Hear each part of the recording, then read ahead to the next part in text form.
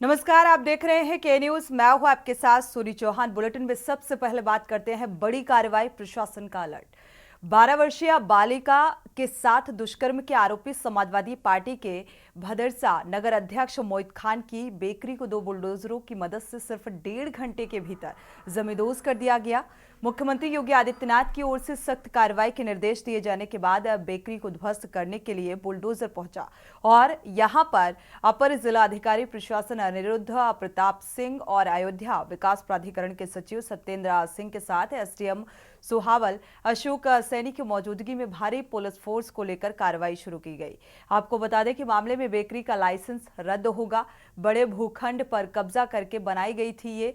आरोपी मोहित खान की बेकरी पर सहायक खाद्य आयुक्त मानिक चंद सिंह ने छापेमारी की कार्रवाई की और इस दौरान बेकरी में बन रहे खाद्य पदार्थों के नमूने भी लिए गए। इसके बाद बेकरी को सील कर दिया गया।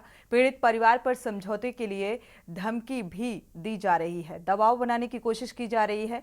अयोध्या जिले के पूरा कलंदर थाना क्षेत्र में बालिका से दुष्कर्म के आरोपी से सुलह समझौता करने का दबाव बनाते हुए धमकी देने के मामले में पुलिस ने मदरसा नगर पंचायत चेयरमैन और 2 सपा नेताओं के खिलाफ मुकदमा दर्ज किया है। अयोध्या में मोइन खान जो समाजवादी पार्टी का नेता है, अयोध्या के सांसद की टीम का सदस्य है, 12 वर्षीय एक नाबालिग बच्ची के साथ दुष्कर्म का कृत्य में शामिल पाया गया। अभी तक समाजवादी पार्टी ने उसके खिलाफ कार्रवाई नहीं की है। मैं ये नहीं समझ पा रहा हूं कि ये सब क्या है। अब क्या ये कोई समाजवादी पार्टी ना बोले? आपका एक्टिव मेंबर है, आपके सांसद के साथ बैठ रहा है, खा रहा है, उनके साथ चल रहा है, लेकिन इस प्रकार के, और यह अति पिछड़ी जाति से जुड़े हुए एक बालिका से जुड़ा हुआ मामला है और इस प्रकार की घटिया हरकत में वह लिप्त है, लेकिन तब भी उसको हल्केपन से उड़ाने का काम होता, यानी हल्केपन से लेने का काम होता है। तो पीड़ित परिवार पर समझौते के दबाव के साथ ही दुष्कर्म के आरोपी मोहित खान पर कार्रवाई की गई। साथ ही बेकरी में बुलडोजर पहुंचा और जेसीबी की मदद से उसे ढहाने का काम भी किया गया है। तो 2 घंटे में जमींदोज कर दिया गया और सैंपल भी लिए गए हैं। हालांकि इस मामले में गिरफ्तारी और कार्रवाई भी होती हुई नजर आ रही है और इस मसले पर अब राजनीति और जो आरोप निकलकर सामने आ रहे हैं कि पीडीए का जो फॉर्मूला है, क्योंकि समाजवादी पार्टी के नेता और पीडीए का जो फॉर्मूला का राग अलापते हुए नजर आ रहे हैं, दरअसल ये एक धोखा है और इस तरीके की भी प्रतिक्रियाएं निकलकर सामने आ रही हैं, जिसको लेकर राजनीति अब चरम पर है। पीड़ित परिवार पर समझौते का दबाव आखिर क्यों बनाए जाने की कोशिश की जा रही है।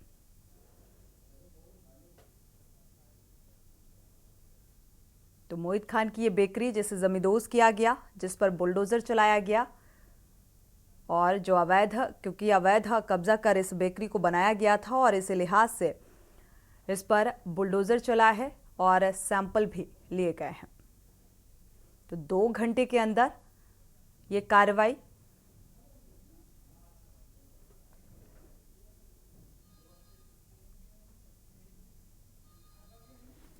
दो घंटे में बेकरी को जमींदोज कर दिया गया।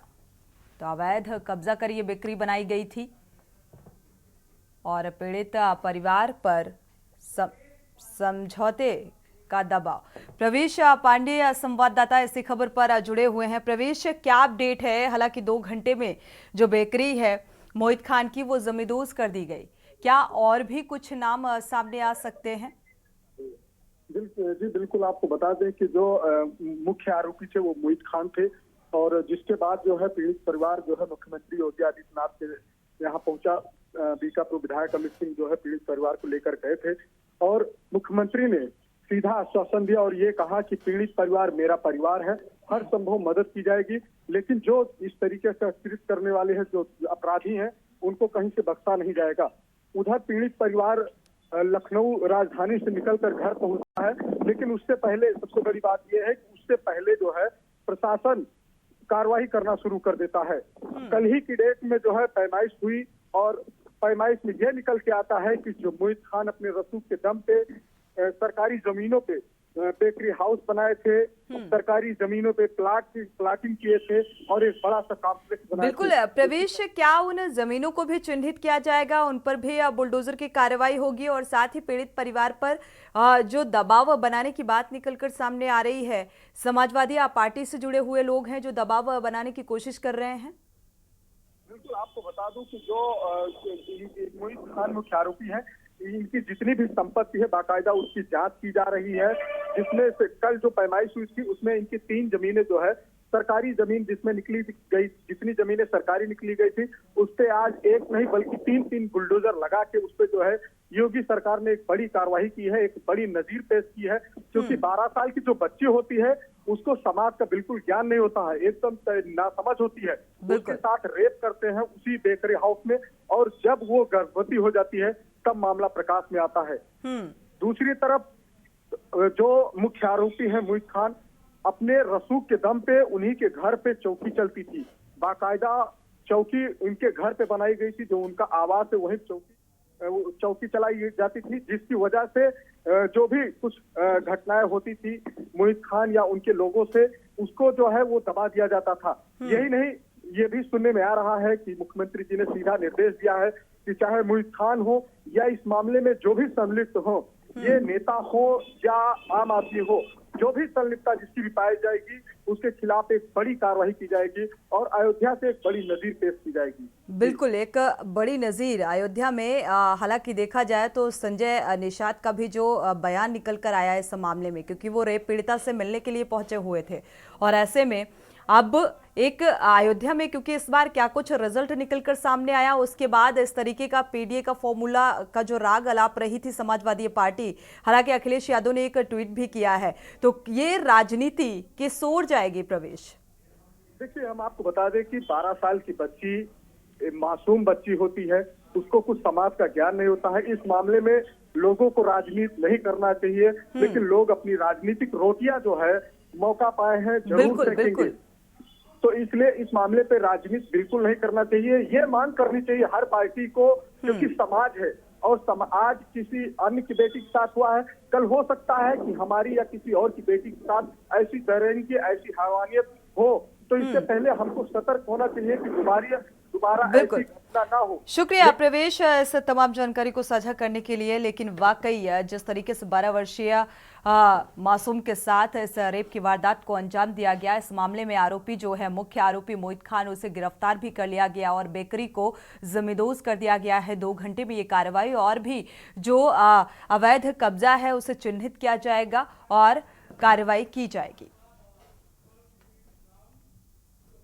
बढ़ते आगे बात करते हैं लापरवाही पर सवाल, बड़ा बवाल। उत्तर प्रदेश के बरेली के थाना सिरौली में एक हिंदू युवती के अपहरण की घटना के बाद बवाल हो गया, जिसके बाद गुस्साए ग्रामीणों ने आरोपी युवक के घर में घुसकर जमकर तोड़फोड़ की और साथ ही घर का सामान निकालकर आग के हवाले कर दिया।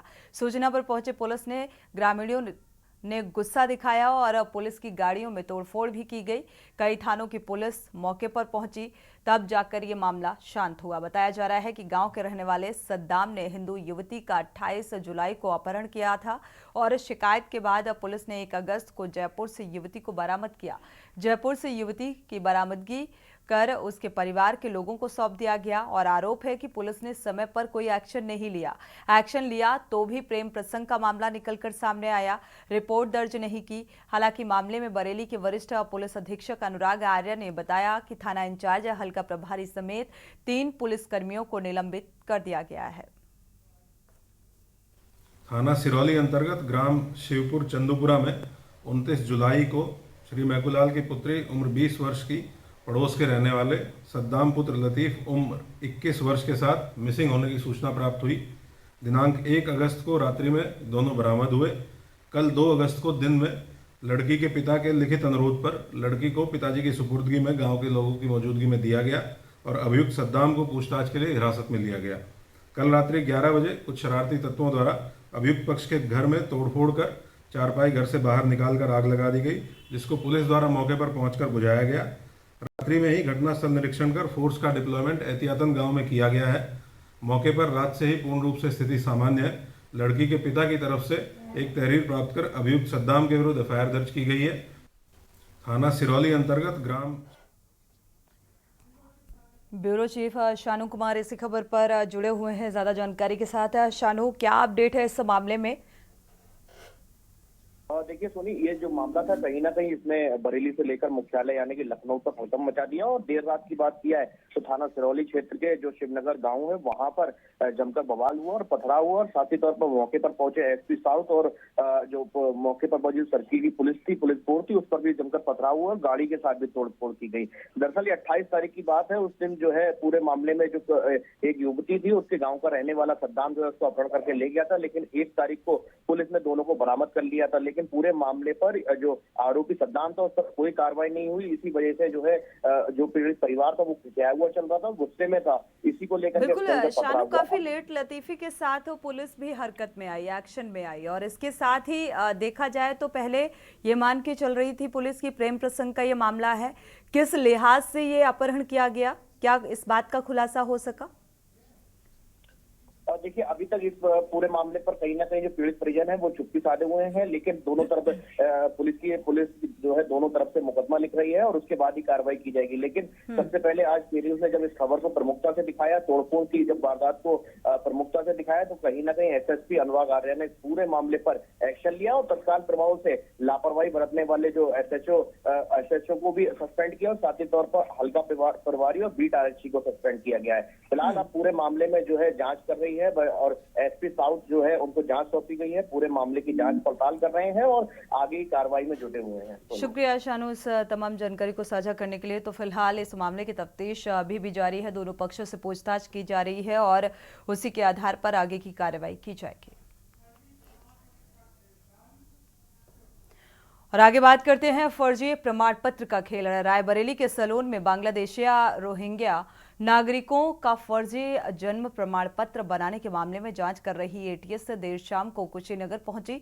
जन्म प्रमाण पत्र जारी करने में जिले के स्वास्थ्य विभाग के आईडी या पासवर्ड का भी प्रमाण पत्र बनाने में इस्तेमाल किया गया और तरिया सुजान से सीएसपी संचालक और विशुनपुरा सीएससी पर तैनात डाटा ऑपरेटर को साथ लेकर चली गई।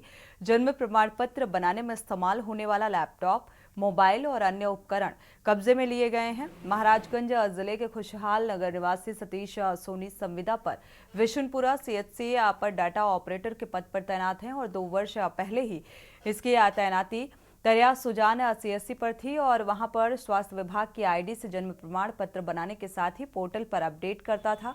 तरिया सुजान में रहते थे और यूजर आईडी और पासवर्ड को भावपुर से सीएचसी संचालक संजीव सिंह को दे दिया गया था और साथ ही मिलकर बांग्लादेशी जो नागरिक हैं कुछ फर्जी प्रमाण पत्र बना दिए गए। और इसके बाद टीम विशुनपुरा सीएचसी पहुंची और अधीक्षक जो हैं सीएचसी मिलने के बाद सतीश सोनी को हिरासत में ले लिया है।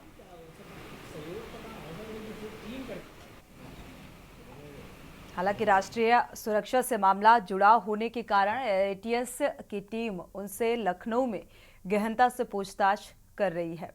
तो 6 आरोपियों को फिलहाल इस मामले में गिरफ्तार किया गया है, पूछताछ की जा रही है और एटीएस ने कई घंटे कुशीनगर में पूछताछ की और जो फर्जी प्रमाण पत्र का ये मामला निकलकर सामने आया, 6 लोगों की गिरफ्तारी के बाद अभी भी इस मामले की गहनता से तफ्तीश जारी है। केशवानंद शुक्ला इसी खबर पर संवाददाता जुड़े हुए हैं। केशवानंद, देखा जाए ये फर्जी जन्म प्रमाण पत्र बनाए जाने का ये पूरा मामला, 6 लोगों की गिरफ्तारी, अभी पूछताछ में क्या कुछ निकलकर सामने आ पाया है और ये कार्रवाई कहां तक पहुंची? बिल्कुल, देखिए आपको बता दें पूरा मामला रायबरेली जिले के सलवन तहसील का है, जहां पे 17 जुलाई को इस पूरे मामले का भंडाफोड़ के न्यूज इंडिया की टीम ने किया था। जहां पे देखा जा रहा था कि वीडियो की आईडी से जो है एक जिसान नाम का जनसेवा केंद्र संचालक के द्वारा जो है बाकायदा जन्म प्रमाण पत्र बनाए जा रहे थे, जो कि 1 नहीं 2 नहीं तकरीबन 20,000 से अधिक जन्म प्रमाण पत्र बनाए गए। इस पूरे मामले को लेकर के न्यूज इंडिया की टीम ने प्रमुखता से इस खबर को दिखाया, जिसके बाद शासन ने इस पूरी खबर का संज्ञान संज्ञान लिया। उसके बाद एटीएस की टीम को रायबरेली भेजा गया और एटीएस की टीम ने इस पूरे मामले की जांच पड़ताल की। खुद एटीएस के आईजी व लखनऊ जोन आईजी रायबरेली पहुंचे थे और इस पूरे मामले की जांच कर रहे थे, जिसके बाद 4 लोगों की गिरफ्तारी की गई थी। एक जनसेवा केंद्र के संचालक जिशान की गिरफ्तारी की गई और वीडियो की गिरफ्तारी की गई, जिसके बाद लगातार जांच चल रही थी और के न्यूज इंडिया की इस पूरी खबर को प्रमुखता से लगातार दिखा रहा था। जिसके मामले के बाद स्थानीय जो विधायक है अशोक कोरी, उन्होंने इस पूरे मामले को संज्ञान में लेते हुए उत्तर प्रदेश सरकार के मुख्यमंत्री योगी आदित्यनाथ से उन्होंने मुलाकात की और सुरक्षा एजेंसियों से इसकी जांच कराए जाने की मांग की। लगातार इसकी जांच चल रही थी, जिसके बाद देखा गया कि जो स्थानीय पुलिस थी और एटीएस की टीम इस पूरे मामले को लेकर के आज 6 लोगों की गिरफ्तारी की, जो कि उत्तर प्रदेश के कई जनपदों से हैं। वो चाहे कुशीनगर की बात की जाए या सहारनपुर की बात की जाए, प्रतापगढ़ की, तो तकरीबन 6 की गिरफ्तारी हुई वो गैर जनपदों से हुई। तो टोटल 10 लोगों की इस पूरे मामले पे गिरफ्तारी की गई है। वहीं इस पूरे मामले को लेकर के अभी भी जिला अधिकारी के द्वारा इस पूरे मामले की जांच पड़ताल की जा रही कि आखिर ये जो सरगना है वो कहां से चला और किस प्रकार इस प्रमाण पत्र का जो बड़ा बिल्कुल केशवानंद, देखा जाए जिन लोगों की गिरफ्तारी हुई है तो क्या उनसे इस बात का खुलासा हो सका कि अभी और कौन कौन से नाम सामने आ सकते हैं, ये कहां से इस तरीके की गतिविधि शुरू हुई? बिल्कुल, जो जनसेवा केंद्र संचालक था जिशान, उसके जो तार बताए जा रहे हैं कि सूत्रों की माने तो उसके तार जो है पाकिस्तान, कई ऐसे जो देश है वहां से भी जुड़े हो सकते हैं। आतंकी संलिप्तता है या नहीं, इन बिंदुओं पे भी जांच की जा रही, क्योंकि ये देश की सुरक्षा का सवाल था। इसको भी लेकर के एटीएस की टीम हर बिंदुओं पे जांच कर रही है। और जैसा कि सूत्रों के अगर माने तो बताया जा रहा है कि जिशान और जो वीडियो है, उन्होंने इस पूरे कार्य को करते हुए करोड़ों रुपए की संपत्ति जमा कर ली। अगर माने तो जो जिशान है उसके पास आज करोड़ों रुपए की संपत्ति आखिर ये कहां से आई, क्या विदेश के द्वारा इसकी फंडिंग की गई है? इस पूरे मामले को लेकर के अभी भी प्रशासन जांच कर रहा है और आगे भी इसमें कई गिरफ्तारियां हो सकती हैं और बड़े इसमें जो लोग बिल्कुल ये देखना होगा केशवानंद, क्योंकि ये काफी देखा जाए अभी गहनता से जांच पड़ताल इस मामले की अभी भी जारी है। शुक्रिया इस तमाम जानकारी को साझा करने के लिए। और आगे बात करेंगे लैंडस्लाइड से तबाही, इस पूरी खबर से आपको रूबरू कराएंगे एक छोटे से ब्रेक के बाद। आप देख रहे हैं के न्यूज, खबरों का सारथी। ब्रेक से वापस आ रहे हैं, रुक करते हैं लैंडस्लाइड से तबाही का मंजर। वायनाड में मरने वालों की संख्या 361 पहुंच चुकी है। लैंडस्लाइड के बाद 100 से ज्यादा लोग हैं जो कि अभी भी लापता हैं। वायनाड में 300 से ज्यादा लोगों को बचाया गया है। केरल के वायनाड में लगातार भारी बारिश हो रही है और इसके चलते मंगलवार करीब सुबह 4 बजे अलग अलग जगहों पर लैंडस्लाइड हुई और इसमें 4 गांव मुंडकई, चूरलमाला और अट्टामाला और नूलपुझा बह गए। घर, पुल, सड़कें और गाड़ियां भी बह गईं। मंगलवार को लैंडस्लाइड के इस हादसे में अब तक 84 लोगों की जान जा चुकी है। 100 से ज्यादा लोग लापता हैं। 250 से ज्यादा लोगों को बचाया जा चुका है। वायनाड में 29 और 30 जुलाई की रात भारी बारिश के बाद ये लैंडस्लाइड हुई। मरने वालों की संख्या अब तक बढ़ के 361 पहुंच गई और इन सभी शवों का पोस्टमार्टम हो चुका है। एनडीआरएफ और एसडीआरएफ की टीम रेस्क्यू कर रही है।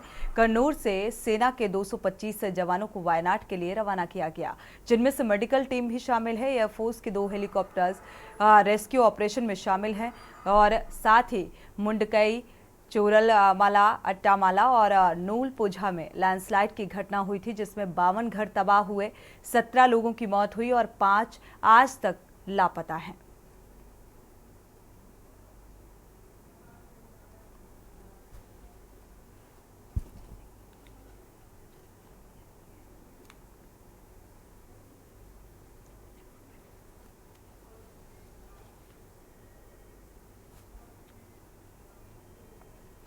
बढ़ते आगे, मछुआरों की घर वापसी। श्रीलंका के कोलंबो की जेल से आज भारतीय उच्चायोग की मदद से 21 भारतीय मछुआरों की घर वापसी हुई है। श्रीलंका में भारतीय उच्चायोग और जाफना में महावाणिज्य दूतावास ने श्रीलंका से इन मछुआरों की रिहाई सुनिश्चित की थी। कच्छाथुयो द्वीप के करीब एक श्रीलंकाई नौसैनिकों पोत की भारतीय नाव के बीच हुई टक्कर के बाद श्रीलंकाई नौसेना ने मछुआरों को पकड़ लिया था और इससे पहले जाफना में भारतीय महावाणिज्य दूतावास के अधिकारियों ने कायट्स पुलिस स्टेशन का दौरा भी किया, मुलाकात की और टकराने के बाद दरअसल ये पलट गई थी भारतीय महावाणिज्य दूत साई मुरली ने मछुआरों और मुथु मुनियांडू और मुकैया का कुशल क्षेम पूछा और उन्होंने मछुआरों को हर संभव सहायता का आश्वासन दिया है। वाणिज्य दूतावास के अधिकारियों ने उनके परिवारों को फोन कॉल की सुविधा भी दी।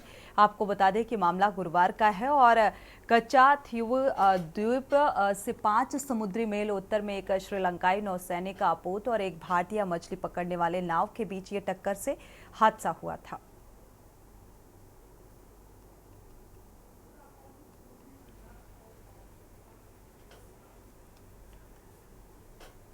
अगली खबर, छुट्टा पशु, खूनी संघर्ष और मौत। लखीमपुर खीरी जिले से सनसनीखेज वारदात सामने आई। भीरा थाना क्षेत्र के देवरिया रणा गांव में शुक्रवार की रात घर में छुट्टा जानवर घुसने की वजह से नाराज दबंगों ने 2 युवकों की पीट कर हत्या कर दी। घटना में 6 से अधिक लोग घायल हुए। घायलों को जिला अस्पताल पहुंचाया गया और जबकि युवकों ने लखनऊ में इलाज के दौरान दम तोड़ दिया। गांव रणा निवासी रामजीत पुत्र जसवंत पक्ष के 2 खेतों में शुक्रवार शाम छुट्टा जानवर घुस गए। भगाने पर जानवर दूसरे पक्ष के संतराम के घर घुस गए और इस पर संतराम और उनके पक्ष के लोगों ने रामजीत के लड़कों को पीट दिया। पता चला तो रामजीत के घर वाले शिकायत करने पहुंचे और इससे बौखलाए संतराम और उसके पक्ष के लोगों ने शिकायत करने आए लोगों पर हमला कर दिया। लाठी डंडे लेकर रामजीत के घर घुस गए। देर रात दोनों पक्षों में जमकर लाठी डंडे चले। मारपीट में रामजीत और दूसरे पक्ष के राम लखन उर्फ गुड्डू और करीब 7 लोग इस हादसे में घायल हुए, जिन्हें अस्पताल पहुंचाया गया और हालांकि दोनों की मौत हो गई। कौशलेंद्र, रामदेव आदि घायलों को जिला अस्पताल पहुंचाया गया है।